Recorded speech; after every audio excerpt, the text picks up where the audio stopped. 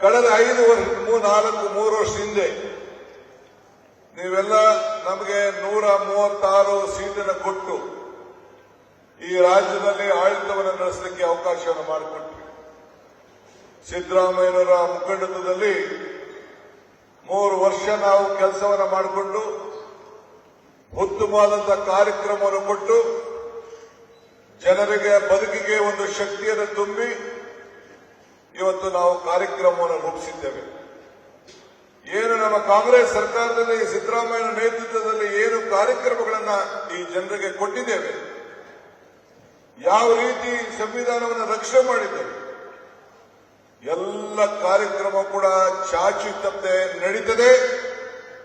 ಇದು ಬರೀ ಇನ್ನ ಮುಂದಕ್ಕೆ 2 ವರ್ಷ ಅಲ್ಲ, ಇನ್ನ 228ಕ್ಕೂ ಕೂಡ ಮತ್ತು 2029 ಕೂಡ ಕರ್ನಾಟಕ ರಾಜ್ಯದಲ್ಲಿ ಮತ್ತು ರಾಷ್ಟ್ರದಲ್ಲಿ ನಿಮ್ಮದೇ ಆದಂತಹ ಒಂದು ಸರ್ಕಾರ ರಚನೆ ಆಗ್ತದೆ ಅನ್ನೋ ಒಂದು ಆತ್ಮವಿಶ್ವಾಸ ಇವತ್ತು ನನಗೆ ಇದೆ.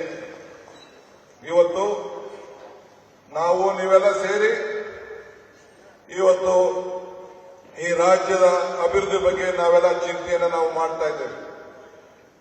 ಇವತ್ತು ಪ್ರಜೆಗಳಿಗೋಸ್ಕರ ಜನರ ಸಮಸ್ಯೆಯನ್ನ ಬಾಬಾ ಸಾಹೇಬ್ ಅಂಬೇಡ್ಕರ್ ಅವರು ಹೋರಾಟವನ್ನು ಮಾಡು, ಧ್ವನಿಯನ್ನು ಎತ್ತು ಅಂತೇಳಿ ಕರೆಯನ್ನು ಕೊಟ್ಟಂತ ಹಿನ್ನೆಲೆಯಲ್ಲಿ ಇವತ್ತು ಯಾವ ಸಮಾಜ ಧ್ವನಿಯನ್ನು ಎತ್ತರೆ ಅವರಿಗೆ ಸ್ಪಂದಿಸಬೇಕು ಅಂತೇಳಿ ನಾನು ಮುಖ್ಯಮಂತ್ರಿ ಆದ ತಕ್ಷಣ ಒಂದು ಹೊಸ ಇಲಾಖೆಯನ್ನ ಹೋರಾಟವನ್ನು ಮಾಡೋರಿಗೆ, ನೊಂದ ಜನರಿಗೆ ಧ್ವನಿಯನ್ನ ತುಂಬಲು ಅವರ ವಿಚಾರವನ್ನ ತಿಳ್ಕೊಂಡು ಪ್ರತಿ ಜಿಲ್ಲೆಯಲ್ಲೂ ಕೂಡ ಅವರಿಗೆ ಶಕ್ತಿಯನ್ನ ತುಂಬುವಂತ ಕೆಲಸವನ್ನು ಮಾಡಬೇಕು ಅಂತೇಳಿ ಪ್ರಜಾ ಸೇವಾ ಇಲಾಖೆಯನ್ನ ನಾನು ಸ್ಥಾಪನೆಯನ್ನ ಈಗಾಗಲೇ ಮಾಡಿ ಘೋಷಣೆಯನ್ನು ನಾವು ಮಾಡಿದ್ದೇವೆ. ಇವತ್ತು 5 ಗ್ಯಾರಂಟಿ ಜೊತೆಯಲ್ಲಿ 6ನೇ ಗ್ಯಾರಂಟಿ ಆಗಿ ಈ ರಾಜ್ಯದ ಪ್ರತಿಯೊಬ್ಬ ನಾಗರಿಕರಿಗೂ ಅವನು ಕಷ್ಟಪಟ್ಟು ದುಡಿದಂತ ಆಸ್ತಿಯನ್ನ ರಕ್ಷಣೆ ಮಾಡಿಕೊಳ್ಳಲಿಕ್ಕೆ, ಅವನ ಭೂಮಿಯನ್ನ ಸರಿಯಾದ ರೀತಿ ದಾಖಲೆಯನ್ನು ಮಾಡಿಕೊಂಡು ಅವನ ವಂಶ ಪಾರಂಪರ್ಯವಾಗಿ ಬದುಕಲು ಈ ಎಲ್ಲ ಆಸ್ತಿಗಳಿಗೆ ಖಾತೆಗಳು, ಬೋರ್ಡಿಗಳು, ಭೂಮಿ ಗ್ಯಾರಂಟಿಯನ್ನು ಕೊಟ್ಟು ಈಗಾಗಲೇ 6 ಗ್ಯಾರಂಟಿಗಳಿಗೆ ಹೊಸ ರೂಪವನ್ನು ನಾವು ಕೊಟ್ಟಿದ್ದೇವೆ. ಹಿಂದೆ ಸರ್ಕಾರಗಳು ಇಂಥ ತೀರ್ಮಾನವನ್ನು ಮಾಡಲಿಕ್ಕೆ ಸಾಧ್ಯ ಇಲ್ಲ. ಯಾಕೆಂದ್ರೆ ಅವ್ರಿಗೆ ಬಡವರ ಬಗ್ಗೆ, ಅವರ ಬದುಕಿನ ಬಗ್ಗೆ ಬಿಜೆಪಿಗಾಗಲಿ ಬೇರೆ ಸರ್ಕಾರಗಳಿಗೆ ಕಾಳಜಿ ಇರಲಿಲ್ಲ. ನಿಮ್ಮ ಕೊಟ್ಟಂತ ಶಕ್ತಿಯಿಂದ, ಕಾಂಗ್ರೆಸ್ಸಿಗರು ಈ ದೇಶಕ್ಕೆ ಕೊಟ್ಟಂತ ಸ್ವಾತಂತ್ರ್ಯದಿಂದ, ಕಾಂಗ್ರೆಸ್ಸಿಗರು ಈ ದೇಶಕ್ಕೆ ಕೊಟ್ಟಂತ ತ್ರಿವರ್ಣ ಧ್ವಜದಿಂದ, ಕಾಂಗ್ರೆಸ್ಸಿಗರು ಈ ದೇಶಕ್ಕೆ ಕೊಟ್ಟಂತ ಸ್ವಾತಂತ್ರ್ಯದಿಂದ ಇವತ್ತು ಇಂಥ ಸಮಾನತೆಯ ಸರ್ಕಾರವನ್ನು ಕೊಡಲಿಕ್ಕೆ ಅವಕಾಶ ಇದೆ.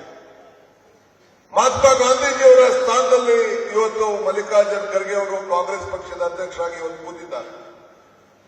ಒಬ್ಬ ಹಿಂದುಳಿದ ವರ್ಗದ ಕ್ಷೇತ್ರದಿಂದ ಪ್ರತಿನಿಧಿಸಿದವರು, ರಾಜ್ಯದ ಒಂದು ಮೂಲೆ ಭಾಗದಿಂದ ಬೆಳೆದವರು, ಆ ಜನರಿಗೆ ರಕ್ಷಣೆ ಮಾಡಬೇಕು ಅಂತೇಳಿ ಕಲ್ಯಾಣ ಕರ್ನಾಟಕದ ಜನರಿಗೆ ಈ ಸಂವಿಧಾನ ತಿದ್ದುಪಡಿಯನ್ನ ಎಲ್ಲ ಪಕ್ಷದವರು ಕೂಡ ವಿಶ್ವಾಸಕ್ಕೆ ತೆಗೆದುಕೊಂಡು ಎಲ್ಲರೂ ಕೂಡ ಒಮ್ಮತದಿಂದ ಇವತ್ತು ಒಂದು ಸಾಕ್ಷಿ ಗುಡ್ಡೆಯನ್ನ ಬಾಬಾ ಸಾಹೇಬ್ ಅಂಬೇಡ್ಕರ್ ಅವರು ಈ ದೇಶಕ್ಕೆ ಸಂವಿಧಾನ ಕೊಟ್ಟು ಹೆಂಗೆ ಸಾಕ್ಷಿ ಗುಡ್ಡೆಯನ್ನು ಬಿಟ್ಟು ಹೋಗಿದಾರೋ ಅದೇ ರೀತಿ ಕಲ್ಯಾಣ ಕರ್ನಾಟಕದ ಜನರ ಬದುಕಿಗೆ ಒಂದು ದೊಡ್ಡ ಶಕ್ತಿಯನ್ನು ತುಂಬಿದಂತ ಒಬ್ಬ ಧೀಮಂತ ನಾಯಕರ ಕೈಯಲ್ಲಿ ಇವತ್ತು ನಾವು ಈ ಪುತ್ಥಳಿಯನ್ನ ನಮ್ಮ ಜಿಲ್ಲೆಯಲ್ಲಿ ಇವತ್ತು ನಾವು ಉದ್ಘಾಟನೆಯನ್ನು ಇವತ್ತು ನಾವು ಮಾಡಿದ್ದೇವೆ.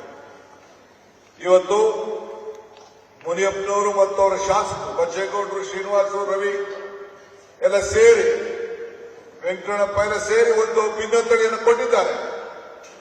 ಈ ದೇವರಹಳ್ಳಿಯ ಜಲ ಕೂಗ್ತಾ ಇದೆ, ನೀರು ಕೆಳಗಡೆ ಹೋಗ್ತಾ ಇದೆ. ನಮ್ಮನ್ನ ಬದುಕಿಸಬೇಕು ಅಂತ. ನೀವೆಲ್ಲ ಶ್ರಮಜೀವಿಗಳು. 1000, 1500, 200, 2000 ಅಡಿಗೆ ನೀರು ಹೋಗ್ತಾ ಇದೆ ಅಂತೇಳಿ ನಾನು ಜಾಟ್ ಸಾಹೇಬ್ರು ನಮ್ಮ ಖರ್ಗೆ ಸಾಹೇಬ್ರನ್ನ ಚರ್ಚೆ ಮಾಡ್ಕೊಂಡು ಇಲ್ಲಿಗೆ ಬಂದು, ಇದಕ್ಕೋಸ್ಕರ ಇವತ್ತು ನಾವು ನಮ್ಮ ಸರ್ಕಾರ ಇವತ್ತು ಎತ್ತಿನೊಡೆಯಿಂದ ಕರಾವಳಿಯಿಂದ ನಿಮ್ಮೆಲ್ಲರ ನೀರನ್ನ ಕೊಡಬೇಕು ಅಂತೇಳಿ ಈಗಾಗಲೇ ಕಾರ್ಯಕ್ರಮವನ್ನು ರೂಪಿಸಿ ಇವತ್ತು ನಿಮ್ಮ ಜಿಲ್ಲೆಯ ಮುಖಾಂತರ ಕೋಲಾರ, ಚಿಕ್ಕಬಳ್ಳಾಪುರಕ್ಕೆ ಹೋಗಿ ಕುಡಿಯೋ ನೀರನ್ನು ಕೊಡಬೇಕು, ಕೆಲವು ಕೆರೆಗಳನ್ನು ತುಂಬಿಸಬೇಕು ಅನ್ನೋದು ಈಗಾಗಲೇ ಯೋಜನೆ ಇವತ್ತು ನಡೀತಾ ಇದೆ. ನಾನು ನೀರನ್ನ ಹೊರಗಡೆ ತನ್ನುವಂತ ಕೆಲಸ, ಆ ಶಕ್ತಿ ಭಗವಂತ ನನಗೆ ಜವಾಬ್ದಾರಿ ಕೊಟ್ಟಿದ್ದ. ಆ ಕೆಲಸವನ್ನ ಇವತ್ತು ನಾವು ಮಾಡಿದ್ದೇವೆ. ಮುಂದಿನ ದಿನದಲ್ಲಿ ಬೆಂಗಳೂರು ಸುತ್ತಮುತ್ತ ಇರುವಂತ ಎಲ್ಲ ಕೆರೆಗಳ ಬಗ್ಗೆ, ಈ ರಾಜ್ಯದಲ್ಲಿರುವಂತ ಎಲ್ಲ ಕೆರೆಗಳಿಗೆ ಅಂತರ್ಜಲವನ್ನ ಹೆಚ್ಚಿಸಿ ಈ ರೈತರ ಬದುಕನ್ನ ಹಸನು ಮಾಡಲಿಕ್ಕೆ, ಅಂತರ್ಜಲವನ್ನ ಹೆಚ್ಚಿಸಿ ಉತ್ತಮವಾದಂತಹ ನೀರನ್ನ ಕೊಡಲಿಕ್ಕೆ ಮುಂದಿನ ದಿನಗಳಲ್ಲಿ ಒಂದು ಹೊಸ ರೂಪವನ್ನ ಇದಕ್ಕೆ ನಾನು ತಯಾರು ಮಾಡ್ತಾ ಇದ್ದೇನೆ.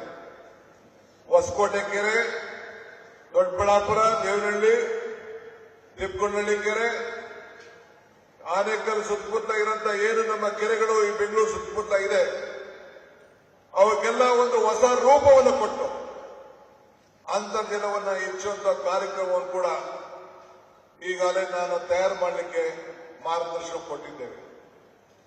ನಾವೆಲ್ಲ ಈ ಭಾಗದ ಜನರು ಬರೋ ಸಿಲ್ಕು ಮಿಲ್ಕು ಅಂತ ಹೇಳಿ ಹಿಂದೆ ನಮ್ಮ ನಾಯಕರುಗಳು ನಿಮಗೆ ರೂಪವನ್ನು ಕೊಟ್ಟು, ನಿಮ್ಮ ಶ್ರಮ ಇದೆಯಲ್ಲ ಈ ಭಾಗದ ಜನರು ತರಕಾರಿ, ಹಣ್ಣು, ಹೂವು ಇವನ್ನೆಲ್ಲ ಬೆಳ್ಕೊಂಡು ಹಾಲು ಇವೆಲ್ಲ ಕೊಟ್ಟು ಇಡೀ ಬೆಂಗಳೂರಲ್ಲ ಅಂತಾರಾಷ್ಟ್ರ ಮಟ್ಟದಲ್ಲೇ ತಾವೆಲ್ಲ ಕೂಡ ಪ್ರಸಿದ್ಧವಾಗಿದ್ದೀರಿ.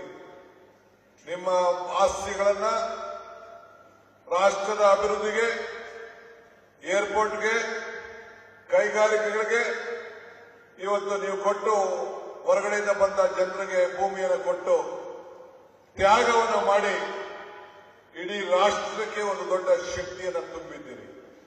ಇಂಥ ದೊಡ್ಡ ತ್ಯಾಗಮಯಿಗಳ ಮುಂದೆ ನಿಂತುಕೊಂಡು ನಿಮಗೆ ಎಷ್ಟು ನಿಮ್ಮ ಋಣವನ್ನ ತೀರಿಸಿದ್ರು ನನಗೆ ಸಾಧ್ಯ ಇಲ್ಲ.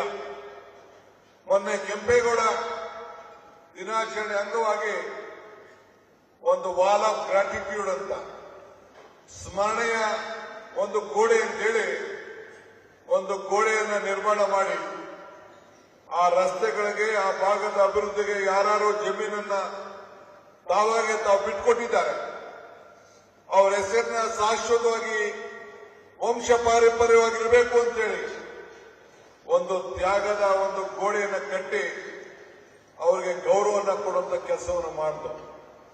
ಹಂಗೆ ಮುಂದಿನ ದಿನದಲ್ಲಿ ದೇವನಹಳ್ಳಿ ಇರ್ಬೋದು, ದೊಡ್ಡಬಳ್ಳಾಪುರ ಇರ್ಬೋದು, ಹೊಸಕೋಟೆ ಇರ್ಬೋದು, ಯಾವುದೇ ಆಗಲಿ ಜನರ ಕೆರೆಗಳಿಗೆ, ರಸ್ತೆಗಿರ್ಬೋದು, ಬೇರೆ ಬೇರೆ ಅಭಿವೃದ್ಧಿಗೆ ಯಾರು ತಮ್ಮ ಆಸ್ತಿಗಳನ್ನು ಕೊಟ್ಟು ತ್ಯಾಗವನ್ನು ಮಾಡ್ತೀರಿ, ನಿಮ್ಮ ಹೆಸರುಗಳನ್ನ ಶಾಶ್ವತವಾಗಿ ಉಳ್ಕೊಳ್ಳಲು, ಆ ಹೆಸರುಗಳು ಶಾಶ್ವತವಾಗಿ ಇರಲು ನಿಮ್ಮ ಮೊಮ್ಮಕ್ಕಳು, ನಿಮ್ಮ ಪೂರ್ವಜರು, ನಿಮ್ಮ ಯಾರ್ಯಾರು ತ್ಯಾಗ ಮಾಡಿದ್ದಾರೆ, ಮುಂದಿನ ದಿನದಲ್ಲಿ ಅವರ ಹೆಸರುಗಳನ್ನ ಶಾಶ್ವತವಾಗಿರಲು ಒಂದು ವಿಶೇಷವಾದಂತಹ ಕಾರ್ಯಕ್ರಮವನ್ನು ನಾನು ರೂಪಿಸ್ತೇನೆ ಅನ್ನೋ ಮಾತನ್ನ ಹೇಳಲಿಕ್ಕೆ ನನಗೆ ಬಹಳ ಸಂತೋಷ ಆಗ್ತದೆ. ಈಗಾಗಲೇ ದೇವನಹಳ್ಳಿಗೆ ಮೆಟ್ರೋ ಬರಬೇಕು, ಹೊಸಕೋಟೆಗೆ ಮೆಟ್ರೋ ತಲುಪಬೇಕು. ಇದು ಕೂಡ ನಮ್ಮ ಶಾಸಕರ ಬೇಡಿಕೆ ಕೂಡ ಇದೆ. ಇದರ ಬಗ್ಗೆ ಕೂಡ ಈಗಾಗಲೇ ಡಿಪಿಆರ್ ತಯಾರಾಗ್ತಾ ಇದೆ. ಇನ್ನು ಅನೇಕ ಚಿಂತನೆಗಳ ಬಗ್ಗೆ ಅವರು ಕೊಟ್ಟಿದ್ದಾರೆ. ಇಲ್ಲಿ ಬುದ್ಧನ ಇತಿಹಾಸದ ಬಗ್ಗೆ ನಮ್ಮ ರಾಜಘಟ್ಟದಲ್ಲಿ ಒಂದು ಪುರಾತತ್ವ ತಾಣ ಇವತ್ತು ಅಭಿವೃದ್ಧಿ ಆಗಬೇಕು ಅಂತ ಹೇಳಿ ಇವತ್ತು ಕೆಲವು ಮನೆಯನ್ನ ಕೊಟ್ಟಿದ್ದಾರೆ. ನಾನು ಆ ಇತಿಹಾಸದ ವಿಚಾರದಲ್ಲಿ ಒಂದು ಅಧ್ಯಾಯ ಸಮಿತಿಯನ್ನು ರಚನೆ ಮಾಡಿ ಏನಾಗಬೇಕು ಅವತ್ತಿನ ಕಾಲದಲ್ಲಿ ಬೆಂಗಳೂರು ಗ್ರಾಮಾಂತರ ಜಿಲ್ಲೆಯ ರಾಜಘಟ್ಟದಲ್ಲಿ ಸುಮಾರು 1700 ವರ್ಷಗಳ ಪುರಾತನವಾದಂತಹ ಬೌದ್ಧ ಸಂಸ್ಕೃತಿಯ ಅಮೂಲ್ಯವಾದಂತಹ ಪುರಾತನ ಅವಶೇಷಗಳು ಬೆಳಗ್ಗೆ ಬಂದಿರೋದು ನಮ್ಮ ಸರ್ಕಾರಕ್ಕೆ ಬಂದಿದೆ. ಇದು ದೊಡ್ಡ ಅಧ್ಯಯನವನ್ನು ನಾನು ನಡೆಸ್ತೇನೆ. ನಾನು ಕೂಡ ಗಯಕ್ಕೆ ಹೋಗಿದ್ದೆ. ಆ ಬಿಹಾರ್ನ ಗಯಕ್ಕೆ ಹೋಗಿ ಅಲ್ಲೂ ಕೂಡ ನಾನು ಆ ಒಂದು ಆಚಾರ ವಿಚಾರವನ್ನು ಗಮನಿಸಿ ಬಂದಿದ್ದೇನೆ. ಈ ದೇಶಕ್ಕೆ ಅವತ್ತಿನ ಕಾಲದಲ್ಲಿ ಕೊಟ್ಟಂತ ಮಾನವೀಯತೆ, ಬುದ್ಧನ ಆಚಾರ ವಿಚಾರ, ಆ ತ್ಯಾಗ ನಮ್ಮೆಲ್ಲರೂ ಕೂಡ ಒಂದು ದೊಡ್ಡ ಸ್ಫೂರ್ತಿಯಾಗಿ ನಮ್ಮ ಬದುಕಿನಲ್ಲಿ ನಾವು ಅಳವಡಿಸಿಕೊಳ್ಬೇಕು ಅನ್ನೋದು ನಮ್ಮೆಲ್ಲರ ಚಿಂತನೆ ಕೂಡ ಇದೆ.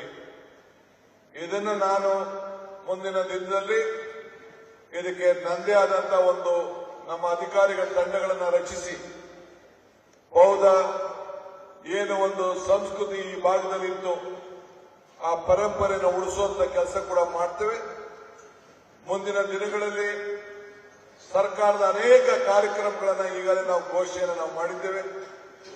5 ಗ್ಯಾರಂಟಿಗಳ ಜೊತೆಯಲ್ಲಿ ನಮ್ಮ ವಿದ್ಯಾರ್ಥಿಗಳಿಗೆ ಎಲ್ಲ ಉಚಿತವಾಗಿ ಬಸ್ ಪಾಸ್ ಕೊಡುವಂತಹ ವ್ಯವಸ್ಥೆಯನ್ನು ಕೂಡ ಈಗಾಗಲೇ ನಾನು ಘೋಷಣೆಯನ್ನು ಕೂಡ ನಾನು ಮಾಡಿದ್ದೇನೆ. ಇನ್ನು ಅನೇಕರು ಕಾರ್ಯಕ್ರಮಗಳ ಯುವಕರ ಶಕ್ತಿ, ರಾಹುಲ್ ಗಾಂಧಿಯವರ ಚಿಂತನೆ ಇಡೀ ಭಾರತವನ್ನು ಒಗ್ಗಟ್ಟಾಗಿರಬೇಕು ಅಂತೇಳಿ ಕಾಶ್ಮೀರದಿಂದ ಕನ್ಯಾಕುಮಾರಿವರೆಗೂ, ಕನ್ಯಾಕುಮಾರಿಯಿಂದ ಕಾಶ್ಮೀರವರೆಗೂ ಏನು ಅವರು ಹೆಜ್ಜೆಯನ್ನು ಹಾಕೋದು ಆ ಭಾರತವನ್ನು ಒಗ್ಗಟ್ಟಾಗಿಡಬೇಕು ಅಂತೇಳಿ ಅದಕ್ಕೆ ಯುವಕರಿಗೆಲ್ಲ ಸಂವಿಧಾನ ರಕ್ಷಣೆ ಮಾಡಬೇಕು, ಸಂಸ್ಕೃತಿಯನ್ನ ಉಳಿಸಬೇಕು, ಯುವಕರ ಸಂಘಟನೆ ಆಗಬೇಕು, ಭಾರತವನ್ನು ಉಳಿಸಬೇಕು. ಆ ನಿಟ್ಟಿನಲ್ಲಿ ಭಾರತ್ ಜೋಡೋ ಯುವ ಸಂಘಟನೆಯ ಕಾರ್ಯಕ್ರಮವನ್ನು 10,000 ಸಂಘಗಳನ್ನ ಈ ರಾಜ್ಯದಲ್ಲಿ ಸ್ಥಾಪನೆ ಮಾಡುವಂತಹ ಕೆಲಸವನ್ನು ನಾವು ಪ್ರಾರಂಭವನ್ನ ಮಾಡಲಿಕ್ಕೆ ಆದೇಶವನ್ನು ಹೊರಡಿಸಿದ್ದೇನೆ. ಮುಂದಿನ ದಿನದಲ್ಲಿ ನಿಮ್ಮ ಪ್ರತಿಯೊಂದು ಪಂಚಾಯಿತಿಯಲ್ಲೂ ಕೂಡ ನೀವು ಸಂಘಟನೆಯಾಗಿ ಈ ದೇಶದಲ್ಲಿ ಐಕ್ಯತೆ, ಸಮಗ್ರತೆ ಮತ್ತು ಶಾಂತಿಯನ್ನು ಕಾಪಾಡಲಿಕ್ಕೆ ತಾವೆಲ್ಲ ಸಹಕಾರವನ್ನು ಕೊಡಬೇಕು. ಇದು ಡಿ.ಕೆ. ಶಿವಕುಮಾರ್ ಸರ್ಕಾರ ಅಲ್ಲ, ಇದು ಜನರ ಸರ್ಕಾರ, ನಿಮ್ಮ ಸರ್ಕಾರ, ಸಂವಿಧಾನ ಬದ್ಧವಾದಂತಹ ಸರ್ಕಾರ ಅನ್ನೋ ಮಾತನ್ನ ಈ ಸಂದರ್ಭದಲ್ಲಿ ಹೇಳಿ ಎಲ್ಲ ನಾಯಕರುಗಳಿಗೆ ಅಭಿನಂದಿಸಿ ಶುಭ ಹಾರೈಸಿ ತಡವಾಗಿ ಬಂದಕ್ಕೆ ನೀವೆಲ್ಲ ಕ್ಷಮಿಸಬೇಕು ಅಂತೇಳಿ ಪ್ರಾರ್ಥಿಸಿ ನನ್ನ ಮಾತನ್ನು ಮುಗಿಸ್ತೇನೆ. ಜೈ ಹಿಂದ್, ಜೈ ಕರ್ನಾಟಕ, ಜೈ ಭೀಮ್.